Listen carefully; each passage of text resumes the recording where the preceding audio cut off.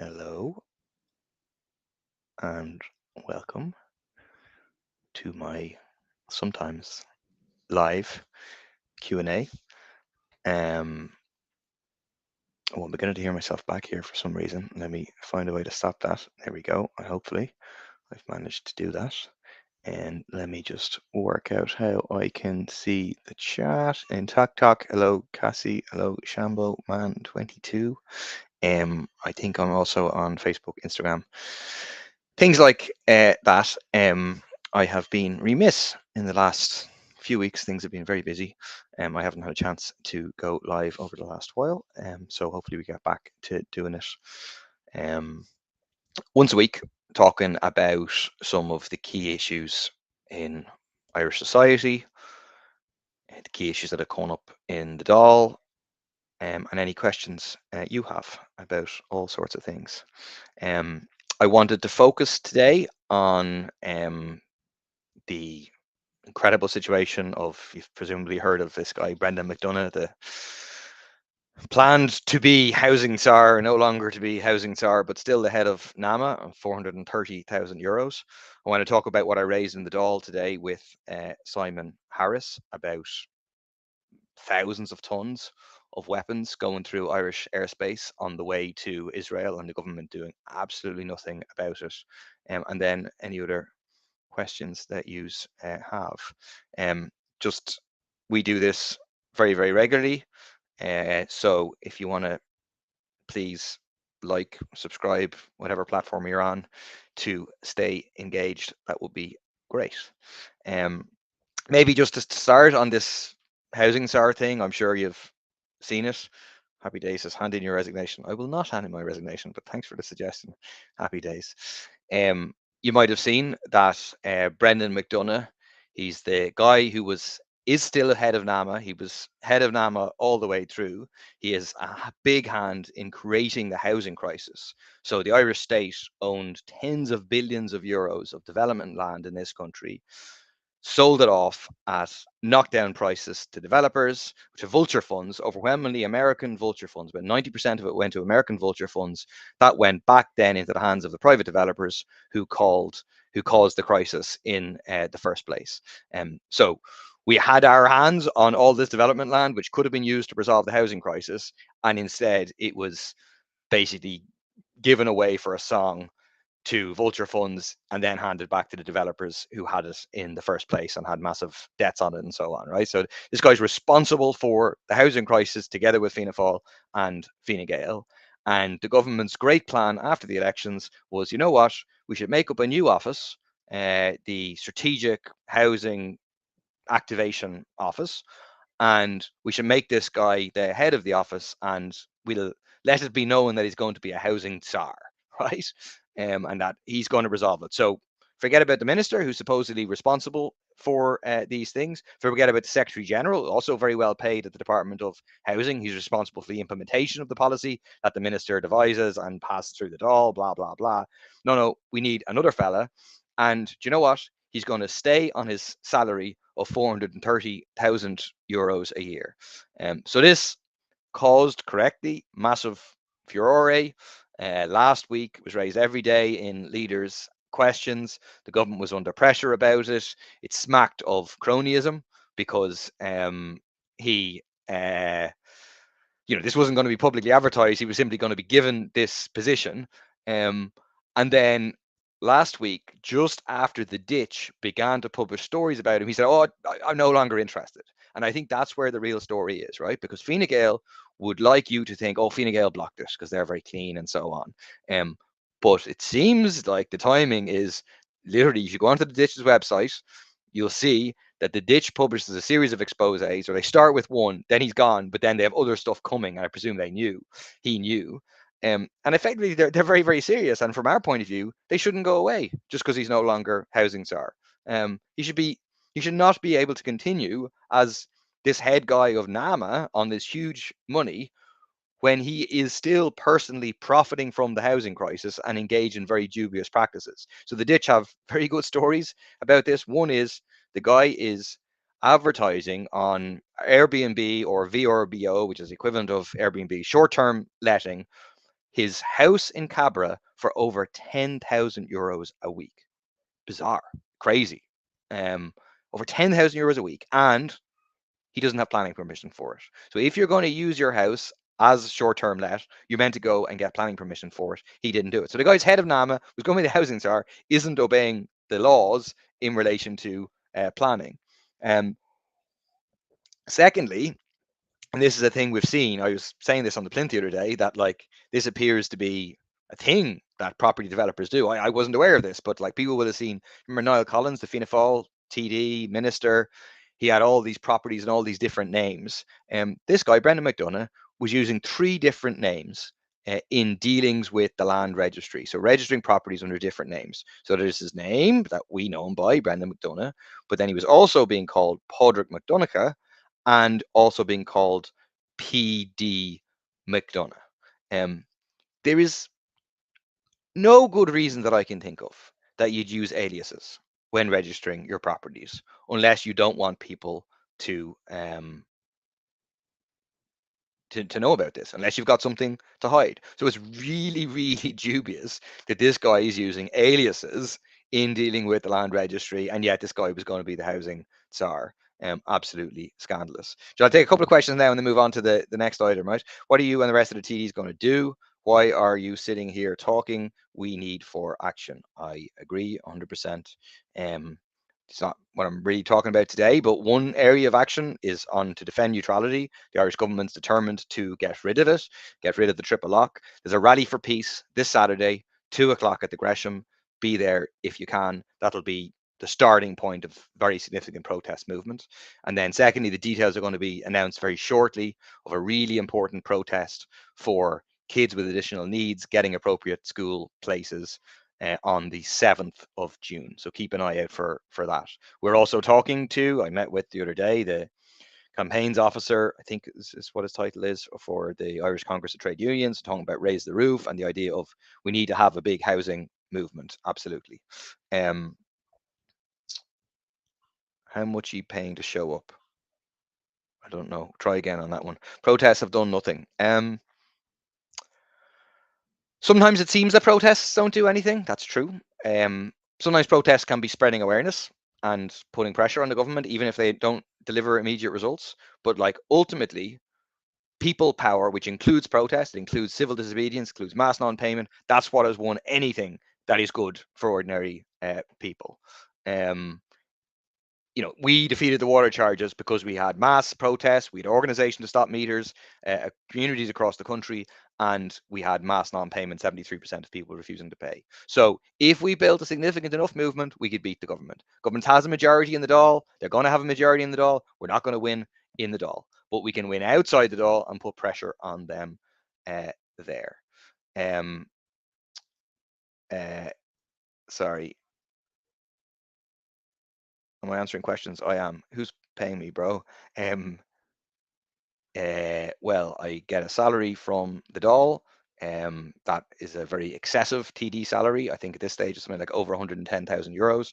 I only take just less than the average worker's wage than that from that. So I take like 39 grand or so gross, maybe 38,000 gross. Anyway, less than 40,000, because I think all TDs should be on the average worker's wage.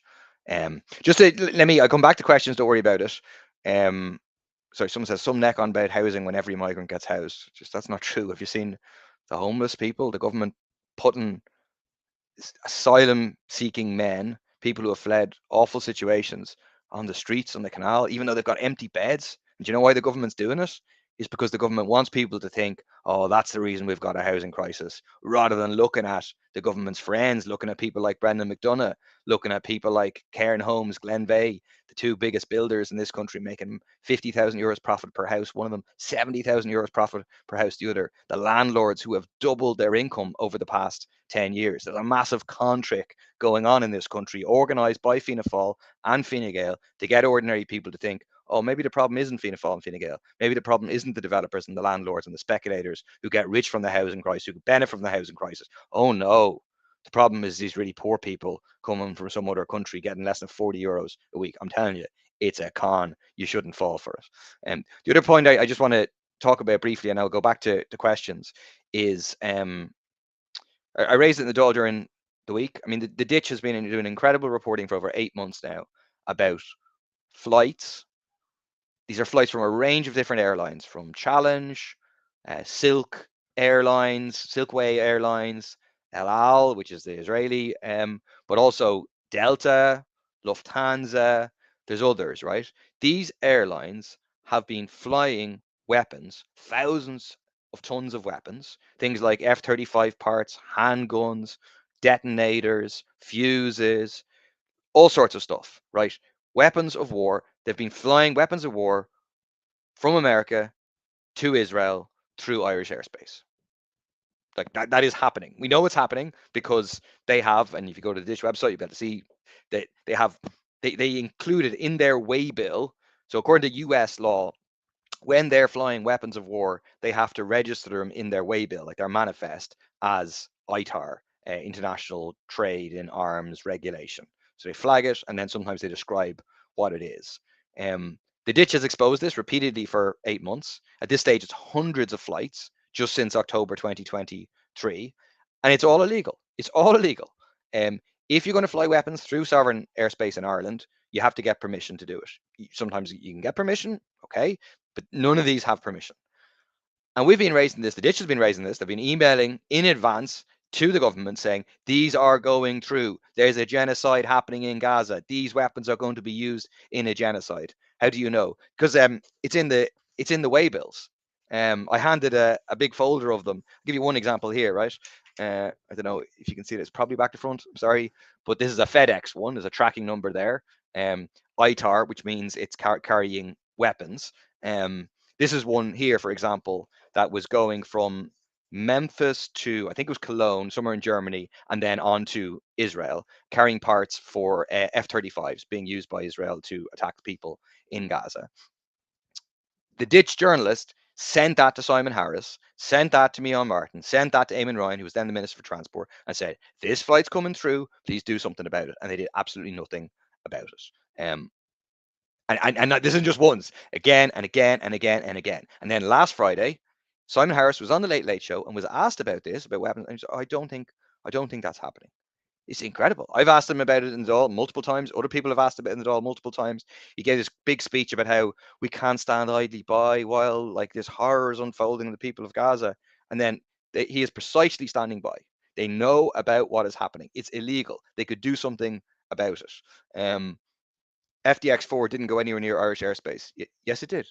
Yes, it did go through Irish airspace. It went straight over Irish sovereign airspace. Like that's 100% what happened. All these flights went through sovereign Irish airspace. And today in the Dáil, Tánaiste was like, well, what do you want me to do about it? Kind of, you got any practical solutions? It's very simple practical solutions. One, prosecute them. It's the job of the Minister for Transport to prosecute. That's their job under the regulation. They have the power to prosecute them. They should prosecute these companies. Secondly, is the suggestion that Micheál Martin previously made before the elections, when they were pretending to care about these things, where they said if they don't obey these rules, they shouldn't be in Irish airspace. And yet the government does absolutely nothing about it. Good idea about clipping some of these lives and publishing them. Hopefully someone is doing that. Olive Gilston says, I don't care about Palestine. Obviously that's your prerogative. I would encourage you to care, even if you don't care out of empathy with what the people in Palestine are facing. I would encourage you to care because what happens in Palestine and the tactics that the Israeli military uses ends up coming here. It's where like the worst anti-protest, anti-people, riot control stuff is trialed. It was trialed in the north and then spread internationally, and is trialed in Israel, by Israel against the Palestinians. Someone says, what do you think of the rudeness of your colleague during interview yesterday? And someone else says, Ruth Comedy is not fit for purpose, should be fired. So this is some neck on yourself and Ruth yesterday. Shameful. This is presumably about, we did a plinth yesterday. So plinth is a thing, happens kind of once a week. we do it certainly once a week. Not everyone does it once a week. And you go out and maybe you talk about the key things. There's your various journalists there. You talk about the key things that you're going to be speaking about in the Dáil during the week, and you answer questions from journalists. And so Ben Scallon was there from Gript. So Ben Scallon is a former candidate of the Irish Freedom Party. So he's a far right activist, and he's now a reporter for Gript. And he doesn't normally come to our plinths. I think this is the first time he came. He's not part of the Leinster House press gallery. I think he was signed in by Ken O'Flynn of Independent Ireland. And you'll see a couple of days ago, Grip did this puff piece for Ken O'Flynn. Like they're basically an arm of kind of aim to Independent Ireland. So he asked the question, and Ruth said, no, we're not answering questions from Gript. And I think that wasn't rude. I think that's absolutely the right thing to do. Gript is trying to spin it that there was some attack on the freedom of press. There's no attack on the freedom of the press. Gript has every right to publish what they publish. I defend their right to publish what they publish. I defend their right to come along and ask questions. But we have no obligation to answer questions.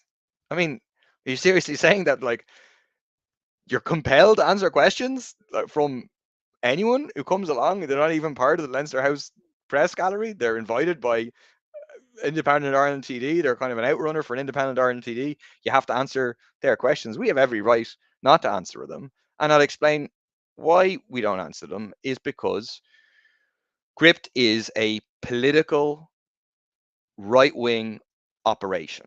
I don't agree with most of the media in this country. I think there's real bias in RTE and the Irish Times and the Mirror and so on. But something that makes Grip different is, I mean, did you know that Grip donated money to a political party? Grip donated last year 18,000 euros to the European Conservatives and Reformists. They're the Tories, basically, across Europe. How is a media outlet donating money to a political party? Point about Ben Scallon being a former far right candidate. And Gript was founded, this is open public knowledge, founded with almost €500,000, money that came from what's called the Life Institute, which is what was youth defense, which is like the most right wing Catholic anti abortion group. It's horrendous. And that's the purpose. Like, you know, the right wing in this country, after they were defeated in the repeal referendum, decided, and it was a good tactical decision for them, we're losing this battle. We're going to set up a right wing media arm and we're going to try and influence public opinion in that way. So people like Ben Scallon stood for election, didn't get elected, but instead will kind of suggest that we're media and try and shape public opinion in that way. And if you look at what they write, there's an article the other day by John McGurk, who's the kind of head guy there. He's a former member of Fianna Fáil, former member of Fine Gael, establishment to the bone. He had an article the other day kind of criticizing the same speech from Simon Harris that I was criticizing, where Simon Harris saying we can't stand idly by. But if you read what he's actually saying, he's supporting Israel against Palestine. He's saying if you attack a stronger neighbor, what do you expect to happen? Justifying the genocide that is taking place. So Gript has every right to ask whatever questions they want, but we do not have to legitimize them by engaging with them. And instead, we want to expose the reality. You know, what Gript is an outlet designed to attack the left, attack workers, attack trade unions, and bolster right-wing political forces like Independent Ireland and Aintu. And so, yeah, we have the right to engage with them. Ben Scallon is half black. LMAO. How is he far right? Sorry, I don't go for identity politics. I don't think just because you're half black doesn't mean you can't be far right. He stood for a far right party, the Irish Freedom Party, in an election. Anyway, I'm happy to answer questions here directly. Happy to engage with people. To be clear, there's no issue about not engaging with people or whatever. Sinead says it's the tone she had, even to the other press members.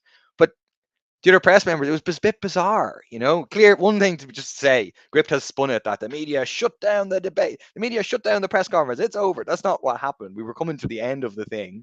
There was one more person had their hand up, and he decided, okay, I won't answer a question because this thing had happened. Louise Byrne of the Mail kind of stood up for Ben Scallon and insisted we should answer his question. I don't know if she knew that, like, he's from the sorry, Louise Burns on the Mirror. I don't know if she knew that he was there as a guest of Independent Ireland. I don't know that he's not there as a journalist. But like we fundamentally don't accept it, and like you know, we reserve the right not to answer questions we don't want to answer, be it because of what the questions are or because of who is from. We just don't accept that like we have some obligation to answer questions. I bottled it. Is that why Conor McGregor called her an abhorrent witch? It is. So this unleashed, right? Unleashed a torrent of hatred, sexist in the case of against Conor McGregor, an attack on me, which is fine. I think he called me a snivelly something baldy prick, which is grand. I would certainly rather be a baldy prick than a rapist like Conor McGregor. But also attack my child, which I just think is horrendous. You disagree with me all you like, but criticizing my 2-year-old child, it's just horrendous. He deleted it interestingly after about half an hour. Someone asked, why are your opinions on transgender people and their access to healthcare? I think it's really bad that in Ireland we have one of the worst accesses to trans healthcare in all of Europe. So we have a Gender Recognition Act, which is not bad, which could be improved, but then you have no healthcare come behind it. Coney said, I've recorded this, you're getting done for defamation. What was the defamation there? Um, uh, couldn't answer questions yesterday. But like we could answer the questions. We choose not to legitimize Gript. I mean, did you know? Did people on watching know that Fatima Gunning, the other journalist for Gript, right? She turned up at a repeal protest, a pro-choice protest before we won repeal, wearing a repeal jumper and carrying an abhorrent sign saying something like "abort ill babies." And it was designed so that another right wing person could take a picture and say, look, these sick people. Like, that is not normal behavior. That is not journalistic behavior. The idea that this is a media outlet as opposed to a right wing political outlet, I simply don't agree. And, we'll answer who we want. And um, uh,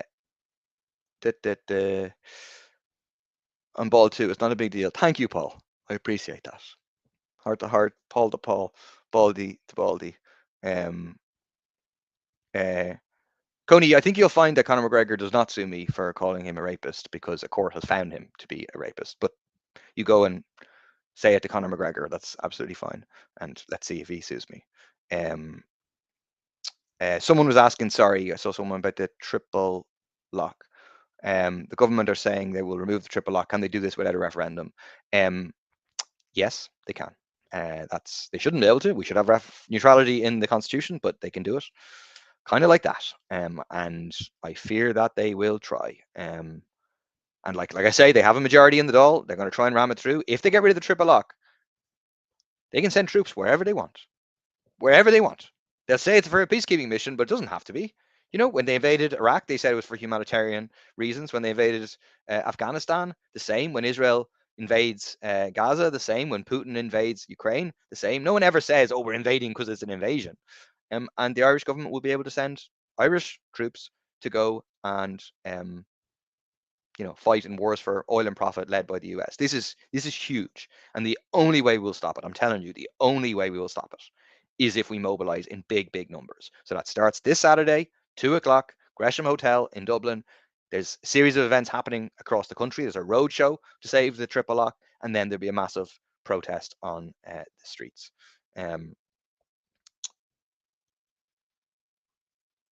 What does Michael Lowry have over the government? The promise of votes. He convened the meeting, the group of the various regional groups. It now includes, by the way, Matty McGrath and Carol Nolan, two people boosted by Gript. That's their connection to the government. You won't find Gript criticising Matty and Carol Nolan, even though they'll be voting for carbon taxes. They voted against rights for renters the other day. They go along fully with the government. They voted for the government. But he got this group together and then did a deal, and Fianna Fáil, Fine Gael have no scruples. Do I feel the Irish people are not being put first in our country? What I feel is that ordinary people, ordinary working class people, ordinary farmers, ordinary young people, ordinary unemployed people are not being put first in our country. Um, People being put first in our country are the rich elites, which is the corporate landlords, the private developers, the big bankers, the big tech companies. They're the ones who are being put first. And they genuinely really want ordinary people to think, oh, the main division here is between Irish people and migrants, or Irish people and asylum seekers, or Irish people and, oh, illegal economic migrants. They're the problem. A very small number of people over here. It's not. The problem is the people who have the wealth and power in this country, and the politicians, the establishment parties, and the right wing parties dancing to their tune, opposing eviction bans, getting rid of or suspending for a long time the tenant purchase scheme, trying to get rid of the limited protection renters currently have. That's the that's the problem. Divide and conquer, exactly as Paul Brady says. Um, I haven't read Richard D. Wolff's Understanding Socialism. Why didn't or your woman answer a genuine question from Irish? I guess that's going back to Gript. I think I explained that. Sorry if you missed that. Um, Yeah. What's the current story with the role of the housing czar? No, is that scrapped yet? The role is not scrapped. And the role is not scrapped. That's the mad thing. They're going to try and put someone else in the position. They might not be on 430 grand, but they'll be on something substantial. Yep. And let me just go through a few more questions. Fair play to you.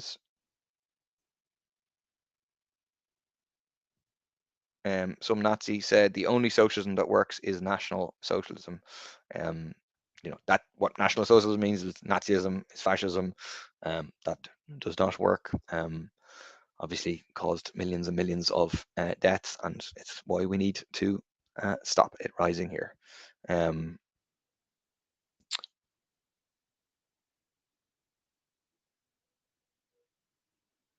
Would you up for banning Airbnb? Yes. And stripping derelict and vacant properties from landlords? Yes. I think we need to compulsory purchase property, derelict and vacant properties. Do you believe culture can be diluted by adding too much of another culture too quickly? Look, I think our culture is benefits from migration. Like, personally, I like it that we have different people from different countries living here. I think we benefit from that culturally. I'm still really confident in who I am as an Irish person. Do you know what I mean? I'm proud of being Irish, and that this doesn't change by the fact that, like, there's a Nigerian restaurant in the village or a Kurdish restaurant in the village or whatever. Do you know what I mean? I'm confident in myself and who I am, and I don't really believe that that's the case. How can socialists be fascists? Well, if they're not really socialists, if they're national socialists, that's the name that they when that's like basically fascism arose in an era when socialism had mass popularity, and these people realized, okay, we can't be open about we're actually on the side of the bosses. We have to pretend to be on the side of the German workers or the Italian workers, and therefore we'll name this thing national socialism. Someone says, you have no business in working class areas. Look at your uncle. My uncle is my uncle. I am me.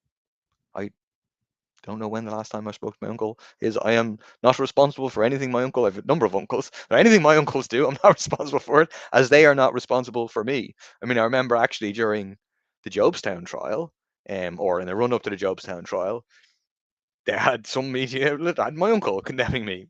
Grand, whatever, like, you know what I mean? We're not responsible for each other. Like, I'm not even responsible for my more direct relatives, never mind my uncles.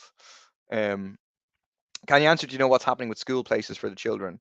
Um, uh, yes, I can. I mean, at the moment, the government is saying we're doing everything we can. They're making a lot of promises. They're saying there'll be 400 additional special classes for next year from September, but it's kind of a bit vague. Is it September or is it the academic year 2024, 2025? There's supposed to be loads of extra places in special schools. So the government's feeling the heat on it, but we need to keep the pressure up. Because at the moment, there are hundreds of kids who do not have appropriate school places for next September. Um, like, it's huge numbers of kids don't have appropriate school places. There's all the kids, there's over 100 last September left without school places. Then there's the tens of thousands of kids who are shipped across the country at a cost of almost 100 million euros a year out of their communities when people have a right under UN Convention on the Rights of Persons with Disability to be educated in an inclusive environment in their own community. There's the kids whose parents are pressurized to put them into inappropriate school places and then get told, oh, you have a school place. So it's a massive failure, and it's ultimately down to politics. Um, Someone says, do I think our country is full? I no, I don't think our country is full. I think we need more health professionals. We need to actually get some of our many health professionals that have left this country, who are white Irish, have left this country. I think we have room for them to come back and add to our health service. And we need to be building more homes, as well as using the massive number of like over 100,000, but close to 150,000 vacant properties in this state. About 50,000 have been vacant for now at this stage, 6 years or more. Yeah, why are you woke? Because I woke up this morning at about 7. I've just been awake since then. Exactly. Same people harping on about our culture couldn't speak a lick of Irish. Foundation level fools can recognise that landlords are the real enemy. Exactly. And there's kind of no harm on those who don't have great Irish. I don't have great Irish. I do my best sometimes.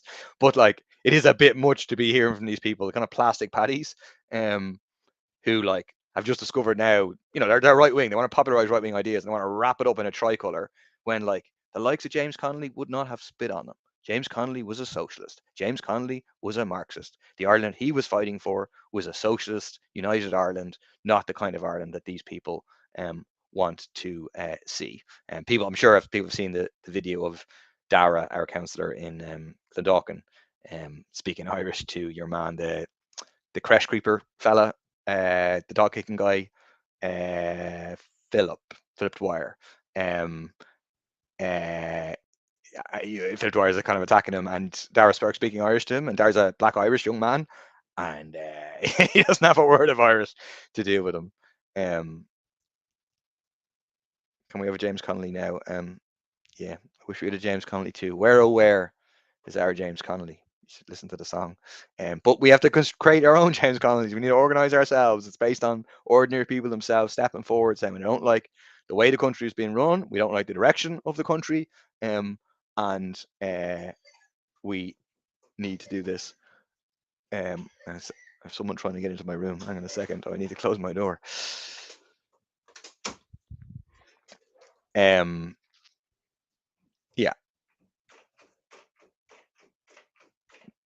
I may have to end here earlier before we have a scene like that famous the same as the BBC Korean guy. If you haven't seen it, his kid kind of breaks into the room when he's live on BBC or Sky News or something, and he's running around. It's absolutely hilarious. And we're close to that happening here. Okay, I think we're okay for the moment.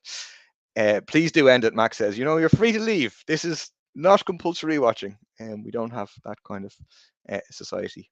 What happened to majority coalition independents taking opposition time? Yeah, they've succeeded in doing it. Something gas today was that they had a slot today. This is like an extra leaders question slot for the government. This was Fianna Fáil, and they didn't even turn up for it. Didn't even turn up for it. They like did this thing for ages, rammed it through. It was really disgraceful, and then didn't even turn up for their own leaders question.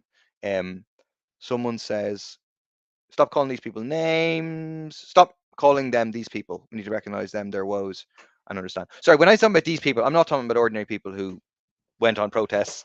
Hang on a second there, buddy. What? Dinner time. Okay, we're gonna quit this live because it's dinner time. Thank you, Juniper. Thanks everybody for coming. Yeah, I'll be back. So, watch, get involved. 2 p.m. this Saturday, the Irish Neutrality League at Gresham Hotel. If you're one of these many people in the comments saying like we need to do stuff, etc., well then get involved in People Before Profit if you can. I will try and end now. Bye bye.